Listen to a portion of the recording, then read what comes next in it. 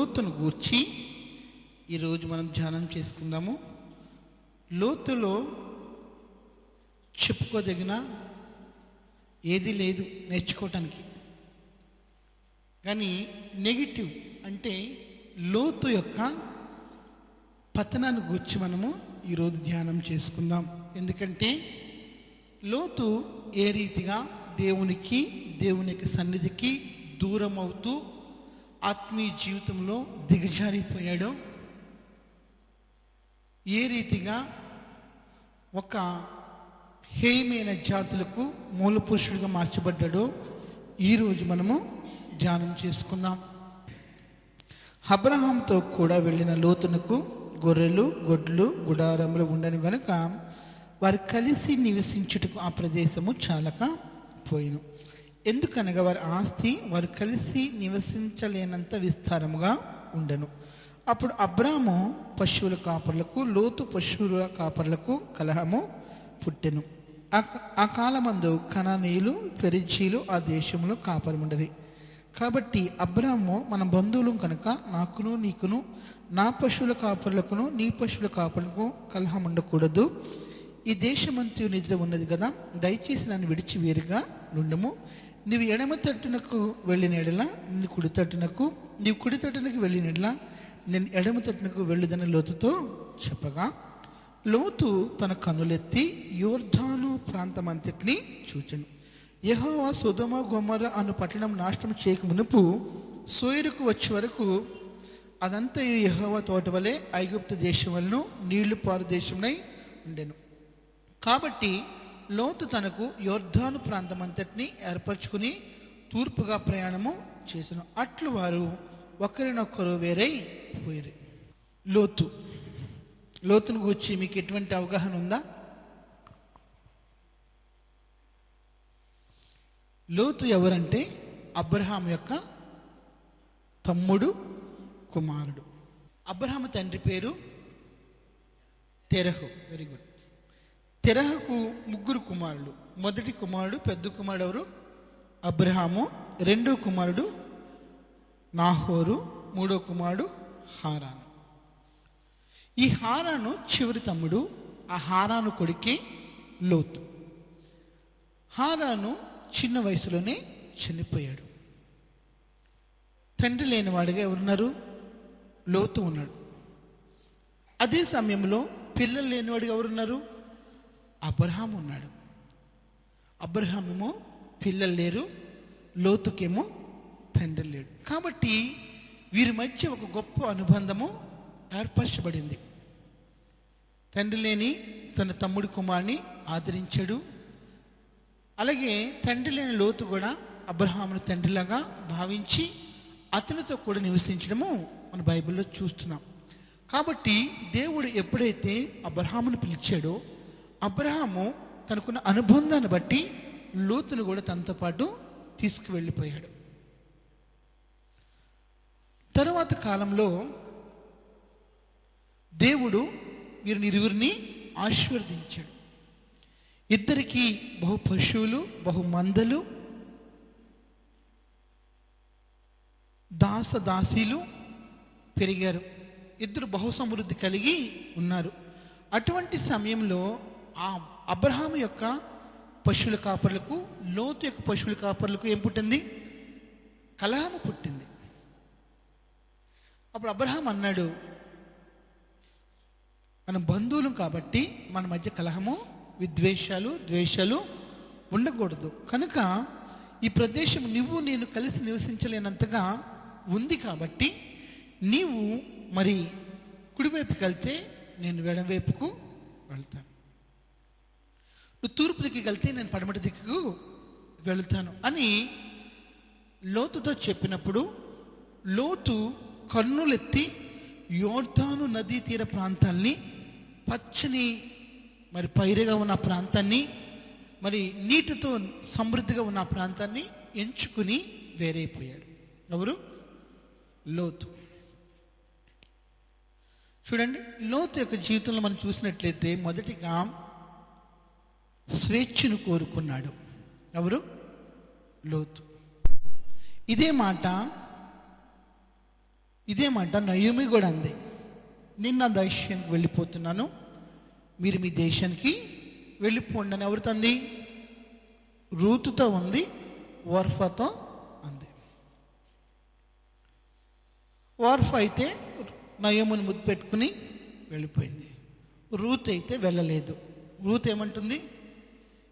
నీ జనాంగమే నా జనాంగము, నీ దేవుడే నా దేవుడు. అది కాదు రూతు, నేను విధవరాలిని, నువ్వు కూడా విధవరాలువే, నాకు వేరే కుమారులు లేరు నీకు ఇచ్చి వివాహము జరిగించడానికి, కాబట్టి నా వల్ల నీకు ఎటువంటి ప్రయోజనము లేదు. నేనైతే తిరిగి నా దేశానికి బెత్లెహేముకు వెళ్ళిపోతున్నాను, నీ దేశము మోయాబు దేశంలో నువ్వుండు, నీ జనుల మధ్య నువ్వు ఉండంటే ఒప్పుకోలేదు. ఎవరు? రూతు ఒప్పుకోలేదు. నువ్వెక్కడ ఉంటే నేను అక్కడ ఉంటా, నువ్వెక్కడ చేస్తే నేను అక్కడ చేస్తాను, నీ దేవుడే నా దేవుడు, నీ జనులే నా జనులని నయోమిని ఎడబాటక రూతు నయోమిని వెంబడించి బెత్లెహేముకు వచ్చింది. కాబట్టి రూతు యేసుప్రభు వంశావళిలో ఒక ఉన్నతమైన స్త్రీగా నిలువబడింది. హల్లెలూయా. రూతు స్వేచ్ఛను కోరుకోలేదు, విడుదలని కోరుకోలేదు. కానీ ఇక్కడ లోతు దొరికింది అవకాశం అన్నట్లు వెంటనే స్వేచ్ఛను కోరుకున్నాడు, విడుదలను కోరుకున్నాడు. చూడండి, సామెతలు 18:1 మీరు చూసినట్లయితే, వేరుండగోరువాడు స్వేచ్ఛానుసారంగా నడుచువాడు అట్టివాడు లెస్సైన జ్ఞానమునకు విరోధి. ఎవరైతే సపరేట్గా ఉండాలి, వేరే పోవాలి అనుకుంటారో వాళ్ళంతా దేన్ని కోరుకునేవారు? స్వేచ్ఛను కోరుకునేవారు. కొత్త కోళ్ళు ఎప్పుడు గొడవ పెడుతుంది, ఏమని?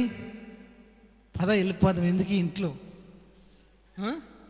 అత్తగారు అసలు నన్ను బతకనవటం లేదు, కళ్ళు గిరగిరా తిప్పేస్తుంది, నన్ను చూస్తుంటే టయానికి టీ ఇవ్వాలి, టయానికి టిఫిన్ ఇవ్వాలి, 6 గంటలకి వెళ్ళి ఇల్లు ఒడి చేయాలి, 7 గంటలకల్లా అన్నీ అయిపోవాలి పనులు, ఇలాగైతే నాకు కష్టం, నేను ఎలాగైతే ఇంట్లో నేను ఉండలేను, నాకు స్వేచ్ఛ కావాలి, నాకు ఫ్రీడము కావాలని మొదలెడుతుంది గొడవ ఇంట్లో. దేని కొరకు? స్వేచ్ఛ కొరకు. ఎవరైతే వేరుగా అయిపోవాలనుకుంటున్నారో వారందరూ స్వేచ్ఛను కోరుకునేవారని బైబిల్ చెప్తుంది. అట్టివారు లెస్సైన జ్ఞానానికి విరోధులని బైబిల్ చెప్తుంది. చాలామంది భార్య ఊరెళ్తే సంతోషించే వాళ్ళు ఉంటారు కదా, భార్య ఊరెళ్ళాలని లోన్లను ప్రార్థన చేసుకునే వాళ్ళు కూడా ఉంటారా? ఎందుకు? స్వేచ్ఛ కోసం. పుట్టిది గమ్మున వచ్చేవంటారు, కానీ 4 రోజులున్నా పర్వాలేదు మనసులో అనుకుంటారు. ఎందుకు? కొద్దిగా స్వేచ్ఛ, కొద్దిగా 10 రోజులు ఫ్రీగా ఉండొచ్చు, ఎటువంటి ఆటంకాలు లేకుండా, ఎటువంటి అభ్యంతరాలు లేకుండా, 8 గంటలకల్లా ఇంటికి వచ్చేసిన పని లేకుండా, స్నేహితులతో కానీ ఫ్రెండ్స్తో కానీ కొద్దిగా సంతోషించాలి అన్న భావనతోటి లేక భార్య ఊరు వెళ్తే బాగుండు అని కోరుకునే వాళ్ళు కూడా ఉంటారు. నేను ఎందుకు చెప్తున్నానంటే, వీళ్ళంతా ఇటువంటి వారు స్వేచ్ఛను కోరుకుని, అంటే ఒకరి అధికారం కింద, ఒకరి ఆధిపత్యం కింద ఉండటానికి ఇష్టపడే వారు కాదు. ఇక్కడ కూడా మొదటిగా ఈ లోతు చేసిన పని ఏంటంటే, రూతులాగా తన తండ్రి లాంటి అబ్రహామును విడిచి వెళ్ళటానికి అంగీకరింపకుండా ఉండవలసింది. కానీ ఇది గొప్ప అవకాశం అన్నట్లు స్వేచ్ఛను కోరుకున్నవాడే తండ్రితో సమానుడైన అబ్రహామును విడిచి వెళ్ళటానికి కోరుకున్నాడు. ఈ లోతు యొక్క జీవితంలో మనం చూసినట్లయితే అతడు స్వేచ్ఛను కోరుకున్నాడు. మనము కూడా దేవుని అధికారానికి ఉండాలి, లోబడి ఉండాలి. కొంతమంది అయ్యో ఆ సంఘంలో చాలా రెస్ట్రిక్షన్స్ అండి, ఆ సంఘంలో చాలా నియమ నిబంధనలు, అక్కడ మనకి కుదరదు, మనం ఎప్పుడు వెళ్ళినా మనం పట్టించుకున్న సంఘం ఏదైనా ఉంటే అందులో జాయిన్ అవుదాం అనుకుంటారు. ఎందుకు? వాళ్ళకి స్వేచ్ఛ కావాలి. వాళ్ళకి తీరిక దొరికినప్పుడు, వారికి దేవుడు గుర్తుకొచ్చినప్పుడు వెళ్తే సరిపోతుంది. కానీ సమయానికి రావాలి, సమయానికి వెళ్ళాలి, క్రమంగా ఉండాలి, మర్యాదగా ఉండాలి అన్న ఈ రిస్ట్రిక్షన్స్ ఒక ఆధిపత్యం కింద ఉండటానికి వరకు ఇష్టము ఉండదు. లోతు యొక్క పతనానికి మొదటి కారణం ఏంటంటే అతడు స్వేచ్ఛను కోరుకున్నాడు. రెండవదిగా మనం చూసినట్లయితే, లోతు తన కన్నులెత్తి యొర్దాను ప్రాంతం అంతటిని చూచెను. యెహోవా సొదొమ గొమొర్రా అను పట్టణం నాశనం చేయక మునుపు సోయరు వచ్చే వరకు అదంతా యెహోవా తోట వలన ఐగుప్తు దేశంలో నీళ్లుపర దేశమై ఉండను. కాబట్టి లోతు తనకు యొర్దను ప్రాంతమును ఏర్పరచుకొని తూర్పుగా ప్రయాణము చేసెను. అట్లు వారు ఒకరినొకరు వేరే పోయిరి. లోతు చూపులన్నీ భౌతికమైన చూపులు. మేము వెలిచూపు వలన కాక విశ్వాసం వల్లనే నడుచుకుంటున్నాం అంటున్నాడు ఎవరు? పౌలు. మనం చూస్తున్న దాన్ని బట్టి మనం నడుచుకోకూడదు, మనం చూస్తున్న దాన్ని బట్టి మనం ప్రవర్తించకూడదు. మనం దేని బట్టి నడుచుకోవాలంటే విశ్వాసాన్ని బట్టి నడుచుకోవాలి. దృశ్యమైనవి అనిత్యములంట, అదృశ్యమైనవి నిత్యములంట. దృశ్యమైన ఈ యోర్దాను నదిని చూశాడు. యోర్దాను నదీ తీర ప్రాంతాల్ని, ఆ పచ్చని భూములను చూచాడు. ఎవరు? లోతు. దేవుని వైపు చూడలేదు, దేవుని చిత్తం వైపు చూడలేదు. కొలస్సీ 3:1 ఏముందంటే, మీరు క్రీస్తుతో కూడా లేపబడిన వారైతే పైనున్న వాటిని వెతుకుడి అని బైబిల్లో వ్రాయబడి ఉంది. కాబట్టి పై దృష్టి వెళ్ళటం లేదు, దృష్టి అంతా కిందే ఉంటుంది. ఎవరికి? లోతుకి. ఈరోజు చాలామంది దృష్టి అంతా భూ సంబంధమైనవిగానే ఉంటాయి. ఈరోజు చాలామంది దేవుని చిత్తాన్ని చూడరు, దేవునికి ఉద్దేశాన్ని చూడరు, దేవునికి సంకల్పాన్ని చూడరు, కానీ దృశ్యమైన వాటినే చూస్తూ ఉంటారు. అంటే తమకు ఏది లాభమో, ఏది ఉపయోగకరమో, ఏది ప్రయోజనకరం అనేది చూస్తూ ఉంటారు. లోతు యొక్క కనుదృష్టి కూడా ఈ సొదొమ గొమొర్రా పట్టణాల వైపు, ఆ పట్టణాల ప్రాంతాల వైపే అతని మనసు తిరిగింది. సొదొమ గొమొర్రా పట్టణాలకు వచ్చి అక్కడ ఏమైనా ఉందంటే, వారు యెహోవా దృష్టికి బహు చెడ్డవారు, బహు దుష్క్రియలు జరిగించేవారని బైబిల్లో వారిని వచ్చి వ్రాయబడి ఉంది. కానీ లోతు యొక్క కనులకు అదెంతో రమ్యమైనదిగా, అదెంతో ఆకర్షణీయమైనదిగా, అదెంతో సౌందర్యమైనదిగా కనపడుతుంది. ఈరోజు పాపం ఎప్పుడు, లోకం ఎప్పుడు ఆకర్షణీయంగానే కనబడుతుంది. పాపం ఎప్పుడు ఆకర్షణీయంగానే కనబడుతుంది. పాపం ఎప్పుడు ఒక థ్రిల్లింగ్ ఎక్స్పీరియన్స్గానే కనపడుతుంది. ఇక్కడ కూడా ఆ సొదొమ గొమొర్రా వాసులు ఎంత పాపులైనప్పటికీ, ఎంత యెహోవా దృష్టికి నీచమైన కార్యం జరిగించినప్పటికీ అతని దృష్టిలో అది ఎంతో రమ్యంగా కనపడింది. ఎవరికి? లోతుకి. యాకోబు పత్రిక మీరు చూసినట్లయితే, యాకోబు పత్రిక 4:4 అక్కడ ఏముందంటే, వ్యభిచారులారా, ఈ లోక స్నేహము దేవునితో వైరమని మీరు ఎరుగురా. ఎవరైతే లోకంతో స్నేహం చేయాలని కోరుకుంటున్నారో వారంతా దేవునికి శత్రువులుగా మార్చబడతారు. దేవుని సహవాసాన్ని కన్నా లోక సహవాసాన్ని కోరుకున్నాడు. దేవుని వైపు చూడటం కన్నా లోకం వైపు చూడటము నేర్చుకున్నాడు. దేవుని చిత్తాన్ని ఎరగటం కన్నా తన ఇష్టాన్ని నెరవేర్చుకోవడానికి ఇష్టపడి ఎక్కడికి వచ్చి ఉన్నాడంటే సొదొమ గొమొర్రా పట్టణాల దగ్గరికి వచ్చి కూడా లోతు యొక్క జీవితంలో మనం చూసినట్లయితే లోపం వైపే చూచాడు. ఏది తనకు ఉపయోగకరమో లాభకరమో అన్ను చూచాడు. దేవుని సన్నిధిని విడిచి వెళ్ళిపోయాడు. చూడండి బైబిల్ నుంచి 119వ కీర్తన 36, 37 చూసినట్లయితే, లోభము తట్టు కాకుండా, అంటే ఏది నాకు ప్రయోజనకరమో, ఏది నాకు ఉపయోగకరమో వాటి వైపు కాకుండా నీ శాసనముల వైపు, నీ వాక్యం వైపు నన్ను త్రిప్పు ప్రభువా. వ్యర్థమైన వాటిని చూడకుండా నా కనులను త్రిప్పు ప్రభువా అంటూ ప్రార్థించిన వాడు ఎవరు? దావీదు. కానీ ఆ అనుభవం లేదు ఎవరికి? లోతుకి. లోతు యొక్క పతనానికి ఇదొక కారణం. మొదటిగా స్వేచ్ఛను కోరుకున్నాడు. రెండోదిగా చూసినట్లయితే లోకాన్ని ప్రేమించాడు, రమ్యమైన వాటిని ప్రేమించాడు, అనిశ్చితమైన వాటిని ప్రేమించాడు, దృశ్యమైన వాటిని ప్రేమించాడు. అబ్రాము ఖనాలలో నివసించెను. లోతు ఆ మైదానమందున్న పట్టణముల ప్రదేశములో కాపురముండి సొదొమ దగ్గర తన గుడారము వేసుకొనెను. సొదొమ దగ్గరకు వచ్చాడు. సొదొమలో ప్రవేశించలేదు, కానీ సొదొమ దగ్గరకు వచ్చాడు. ఏ విశ్వాసి అయినా పాపంలో ఒకేసారి పడిపోడు. పాపం దగ్గరకు ఏం చేస్తాడు? నడిపించబడతాడు. ఈ పాపము, ఈ సొదొమ లోతుని ఏం చేసింది? దగ్గరకు ఆకర్షించింది. కాబట్టి ఆ లోతు తన గుడారాన్ని, తన నివాసాన్ని ఎక్కడ ఏర్పరచుకున్నాడంటే సొదొమ పట్టణానికి దగ్గర అంటే ఇతడు వారి యొక్క పద్ధతులను, వారి యొక్క ఆచారాలను, వారి యొక్క స్థితిగతులను అతిక్షుణ్ణంగా పరిశీలించడానికి దగ్గరకు వచ్చినాడు. ఎవరు? లోతు. సామెతలు 9:18 కూడా చదువుదాం. అచ్చట ప్రేతలు ఉన్నారనియు, దాని ఇంటికి వెళ్ళే వారు పాతాళ కోపంలో ఉన్నారనియు వానికి ఎంత మాత్రమో తెలియలేదు. చివరికి ఏది నాశనమో, ఏది మరణకరమో, ఏది పాతాళానికి సమీపించే మార్గమో అటువంటి మార్గాన్ని దగ్గరకు సమీపించున్నాడు. అటువంటి మార్గంలో తన నివాసాన్ని ఏర్పరచుకున్నాడు. ఎవరంటే లోతు. మొదటి కీర్తన ఏముంది? దుష్టుల ఆలోచన చొప్పున నడవక, పాపుల మార్గము నిలవక, అపహాసకులు కూర్చుండ చోట కూర్చుండక.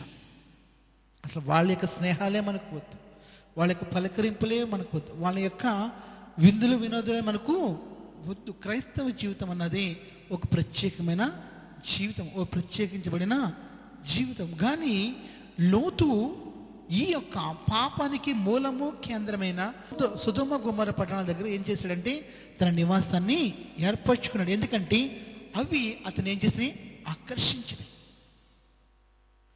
పాపం ఎప్పుడు ఆకర్షిస్తూనే ఉంటుంది. ఒక ఆయన ఎప్పుడు గోలెట్టేసేవాడంట, మా పాస్టర్ గారు నన్ను చాలా మోసం చేసేసాడు,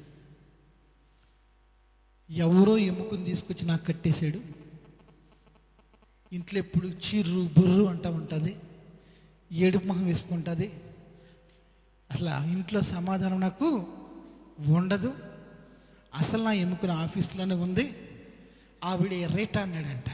ఎవరంట? రేటా. ఎప్పుడు చూసి నిక్లిస్తుంది, ఎప్పుడు చూసినా పలకరిస్తుంది, చక్కగా మాట్లాడుతుంది, నా పిల్లం ఉంది, ఆ పాస్టర్ చేసిన పని బట్టి నేను ఎంతో వేదన పడిపోతున్నాను, అసలు ఎముక నా ఆఫీసులో ఉందని బాధపడిపోతూ ఉండేవాడంట. ఎవరు? ఎరేటా. ఎరేటా మరి మధ్య మధ్యలో టిఫిన్లు, భోజనాలు కూడా తీసుకొచ్చేదంట. ఎవరికి? ఏఐ గారికి ఆఫీస్లో ఇంట్లో చేసిన స్పెషల్ అన్నీ తీసుకొచ్చేదంట. ఇంక ఇతను కన్ఫర్మ్ అయిపోయింది, అసలు నా ఎముక ఈ రేటాయే, నా పక్కటి ఎముకు ఈ రేటాయే, ఎవరో ఎముక తెచ్చి నాకు కట్టేశాడు పాస్టర్ గారు అనుకుని పాస్టర్ గారి మీద శాపనార్థాలు పెట్టుకునేవాడంట. చివరికి ఈ రీటా మాటల్లో పడ్డాడు, రీటా భోజనాలు తింటూ ఉన్నాడు. చివరికి రీటా చెప్పిందంట, నాకు కొద్దిగా లోన్ అది తీసుకోవాలని కొద్దిగా నువ్వు షూరిటీ పెట్టాలందంట.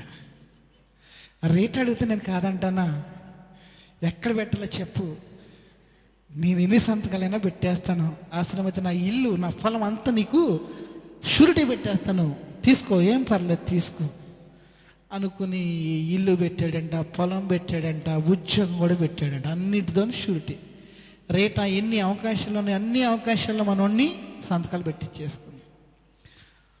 ఒకనొక రోజు రేటా అయిపోయి అంట, రేటా ఆఫీస్కి రావటం మానేసిందంట. ఇది నా ఎముకేది అనుకుంటున్నాడంట.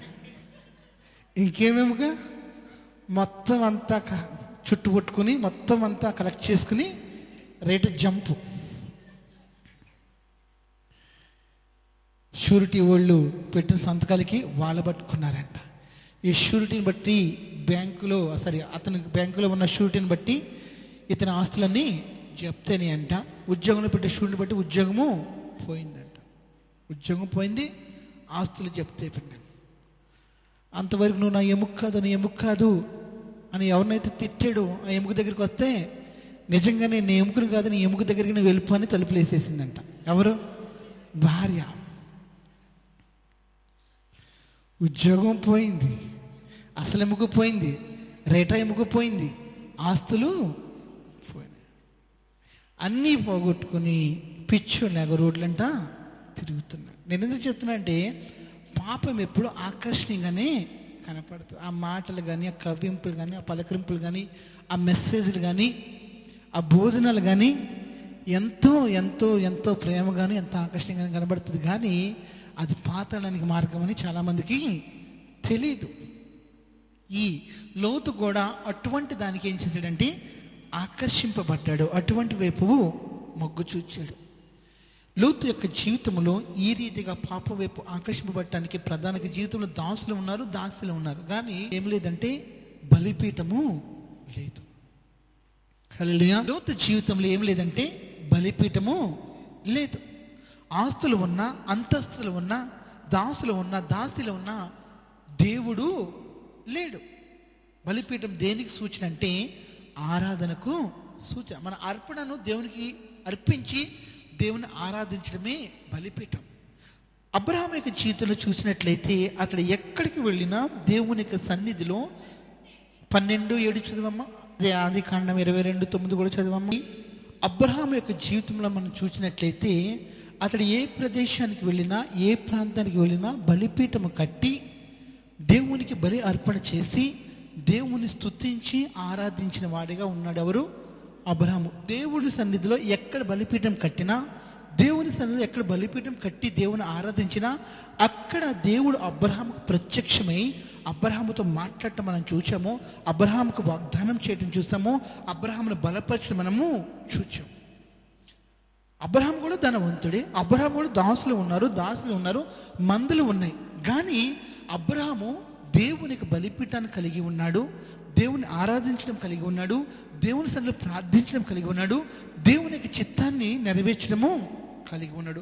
లోతు కూడా అబ్రహాములో సకల ఆస్తిపాస్తులు ఉన్నప్పటికీ అతని జీవితంలో కొద్దిగా ఉన్నది ఏంటంటే బలిపీఠము అతని జీవితంలో లేదు. అంటే అర్పణ లేదు, ఆరాధన లేదు, ప్రార్థన లేదు. ఒక విశ్వాసి పడిపోవటానికి ప్రధానమైన కారణాలు ఇవి.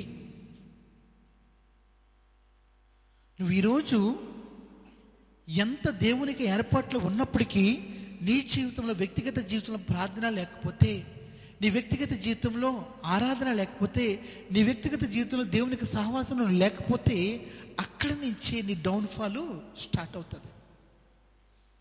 హల్లెలూయా, హల్లెలూయా. అక్కడి నుంచే నీవు లోకం వైపు, పాపం వైపు ఆకర్షింపబడతావు. దేవునికి సన్నిధికి ఏమైపోతావు? దూరం అయిపోతూ ఉంటావు. అబ్రహాము అన్య దేశాల్లో నివసించినప్పటికీ దేవుని భయభక్తులు కలిగి ఉన్నాడంటే అతని జీవితంలో ఏముంది? బలిపీఠం. ఎక్కడికి వెళ్ళినా దేవుణ్ణి ఆరాధించడానికి మొదట ప్రాధాన్యత ఇచ్చాడు. ఎక్కడికి వెళ్ళినా దేవుని సన్నిధిలో బలిపీఠం కట్టి దేవుని ఆరాధించి దేవునికి సన్నిధిలో ప్రార్థించడం అతడు నేర్చుకున్నాడు. చివరికి తన సొంత కుమారుడు కూడా దేవునికి అర్పణగా ఇచ్చి దేవుణ్ణి ఆరాధించడానికి వెనుక తీయనివాడు ఎవరంటే అబ్రహాం. కానీ లోతు యొక్క జీవితంలో మీరు చూసినట్లయితే లోతు దేవుని సన్నిధిలో ప్రార్థించిన వాడుగా, లోతు దేవుని సన్నిధిలో బలిపీఠం కట్టిన వాడుగా, లోతు దేవుని సన్నిధిలో దేవుని ఆరాధించిన వాడుగా మనము చూడలేదు. ఎందుకంటే లోతు జీవితంలో దేవుడు లేడు, దేవునికి బలిపీఠము లేదు, ఆరాధన లేదు, ప్రార్థన లేదు. క్రైస్తవ జీవితంలో ఒక క్రమమైన జీవితం నీకు లేకపోతే లోతు వల్ల నువ్వు కూడా ఏం చేస్తూ ఉండవు? దిగజారిపోతూ ఉంటావు. ఈరోజు వచ్చే వారం కనపడరు. ఎక్కడ? సంఘంలో. అంటే సంఘానికి వాస్తవంలో ఒరిగేది ఏం లేదు, రాకపోవటం వల్ల నష్టమేమీ లేదు. కానీ నీ వ్యక్తిగత ఆత్మీయ జీవితంలో నువ్వు దేవుని సన్నిధిలో ఏమవుతున్నావు? దిగజారిపోతున్నావు, దేవునికి దూరం అయిపోతున్నావు, దేవుని యొక్క సన్నిధి నువ్వు కోల్పోతున్నావు, దేవుని సహవాసం నుంచి నువ్వు వేరైపోతున్నావు. నువ్వు గ్రహించటం లేదు. తనకున్న వాటినే చాలనుకున్నాడు ఎవరు? ఎందుకన్నా ఇంకా ఒక వ్యక్తికి పొలాలు ఉన్నాయి, భూములు ఉన్నాయి, పశువులు ఉన్నాయి, మందులు ఉన్నాయి, కుటుంబం ఉంది, భార్య ఉంది, ఆరోగ్యం ఉంది, ఐశ్వర్యం ఉంది, అన్నీ ఉన్నాయి. ఇంక నాకెందుకు సహవాసం అనుకున్నాడేమో. అదే అతని యొక్క పతనానికి దారి చేసింది. అదే పాపం వైపు ఆకర్షింప. ఒక భక్తుడు అన్నాడు, నేను రోజుకి 2 గంటలన్నా ప్రార్థించకపోతే ఆ దినము సాతానదే నా మీద ఆధిపత్యం అన్నాడంట. అంటే 2 గంటలైన దేవుని సహవాసం లేకపోతే ఆ దినాన్ని జయించలేను, నా మీద ఆధిపత్యం సాతానే కలిగి ఉంటాడని ఒక భక్తుడు చెప్పాడు. ఈరోజు నీ వ్యక్తిగత జీవితంలో, నీ ఆత్మీయ జీవితంలో నీవు దిగజారిపోకుండా ఉండాలంటే నీ హృదయంలో కూడా బలిపీఠం ఉండాలి, నీ హృదయంలో కూడా ఆరాధన ఉండాలి, నీ హృదయంలో కూడా అర్పణ ఉండాలి, నీ హృదయంలో కూడా ప్రార్థన ఉండాలి. లోతు పతనానికి ప్రధానమైన కారణం ఏంటంటే అతని జీవితంలో దేవుడు లేడు కాబట్టి లోకం వైపు ఆకర్షింపబడ్డాడు. తరువాత మనం చూసినట్లయితే 19 చదవండి, 19 అధ్యాయము. ఆ సాయంకాలం మందు ఆ 2 దేవదూతలు సొదొమ చేరినప్పటికీ లోతు సొదొమ గమని యొద్ద కూర్చుని ఉండెను. చూడండి, ముందేమో పాపానికి సమీపంగా చేరాడు. ఏమీ లేదండి, ఒట్టిగా మాట్లాడతాం, అంటే ఒట్టి ఫ్రెండ్షిప్ మాత్రమే. మీరు అంతగా లోతుగా డీప్గా ఆలోచించుకోవాల్సిన పని లేదండి పాస్టర్ గారు అంటారు కొంతమంది. ఫ్రెండ్షిప్ అంట. ఏంటి friendship? Just chatting, just brother టైపే, సిస్టర్ టైపే. కానీ బ్రదర్ టైపు, సిస్టర్ టైపు చివరిలో ఏమవుతుందో ఇక్కడ మనము చూస్తున్నాం. లోతు గొడవ, నేను పాపము చేయట్లేదు, ఖాళీ అక్కడ దాకా వెళ్ళాను, అక్కడ మనం అబ్జర్వ్ చేస్తున్నాను, అక్కడ ప్రాంతం బాగుందని నివాసాన్ని ఏర్పరచుకున్నాను అనుకున్నాడు ముందు. కానీ సొదొమ దగ్గర నివాసాన్ని ఏర్పరచుకున్న లోతు ఈరోజు సొదొమ గవినిలో ఉన్నాడంట. హల్లెలూయా చెప్దామా? చూడండి, ఒకప్పుడు బయట ఉన్నవాడు, సరిహద్దు ప్రాంతాల్లో ఉన్నవాడు ఈరోజు ఏకంగా గవిని అంటే ఆ పట్టణానికి మూలము, కేంద్రమైన దగ్గరికి వచ్చేసాడు. ఎవరు? బయట ఉన్నవాడు లోనికి ఆకర్షింపబడ్డాడు లోతు. హల్లెలూయా, హల్లెలూయా. చూడండి, పాపానికి ఉన్న శక్తి, పాపానికి ఉన్న ఆకర్షణ. ఒకప్పుడు 13వ అధ్యాయం నుంచి 19వ అధ్యాయంలోకి కొన్ని సంవత్సరాలు జరిగి ఉండవచ్చు. లోతు యొక్క జీవితంలో కొన్ని సంవత్సరాలు గతిండి ఉండవచ్చు. ఆ గతించిన సంవత్సరాల్లో ఆ పాపం యొక్క ఆధిపత్యం ఎంతగా లోతును ఆకర్షించిందంటే చివరికి అదే సొదొమ గవిని యొద్ద కూర్చున్నాడ. గవిని యొద్ద కూర్చున్న వారందరూ గనులైన వారే కూర్చుంటారు, ఊరి పెద్దలైన వారే కూర్చుంటారు. అమ్మా, రచ్చబండి అంటాం కదా పల్లెటూరులో. ఆ రచ్చబండి దగ్గర ఎవరు ఉంటారు? పెద్దలు ఉంటారు. ఊరు పెద్దలు, గ్రామ పెద్దలు, తగువులు తీర్చేవారు, తీర్పులు తీర్చేవారు, న్యాయాన్ని కనపరిచేవారే ఉంటారు. ఎవరు? రచ్చబండ దగ్గర, గవిని దగ్గర. ఇప్పుడు ఏకంగా ఆస్థానాన్ని దగ్గరికి వెళ్ళిపోయాడు. ఎవరు? లోతు. అంటే లోతు యొక్క జీవితంలో మనం చూసినట్లయితే అతడు ఒక పొజిషన్ కోరుకునేవాడు, అంటే ఆధిపత్యము, ఆధిక్యతను కోరుకునేవాడు. అంటే నేను కూడా గవిని దగ్గర ఉండాలని. గవిని యొద్ద ఎవరుంటారు? దేశంలోని పెద్దలు ఉంటారు. గవిని యొద్ద ఎవరుంటారు? పేరు ప్రఖ్యాతులు గలవాడే ఉంటారు. కాబట్టి ఇటువంటి స్థానాన్ని కోరుకున్నాడు ఎవరు? లోతు. సంఘములో, సమాజంలో ఆధిపత్యం కావాలి, ఆధిక్యత కావాలి, పేరు ప్రఖ్యాతులు కావాలి అని కోరుకునే వారందరూ కూడా లోతు వలె దేవునికి దూరం అయ్యేవారే. జంగారెడ్డిలోనే ఎందుకు ఈ మాటలు చెప్తున్నానంటే చాలామందికి పొజిషన్ కావాలి, పేరు ప్రఖ్యాతులు కావాలి, దేవుడు అవసరం లేదు. లోతు పతనానికి ప్రధానమైన కారణం ఏంటంటే ప్రఖ్యాతులు కోరుకున్నాడు. ఎక్కడ? గవిని యొద్ద ఒక పెద్దగా ఉండాలనుకున్నాడు, గవిని యొద్ద ఓ న్యాయకర్తగా ఉండాలనుకున్నాడు, గవిని యొద్ద విచారణకర్తగా ఉండాలనుకుని ఆ గవినిలో ప్రవేశించాడు. కనుక లోతు యొక్క జీవితంలో మన పతనాన్ని చూస్తున్నాం.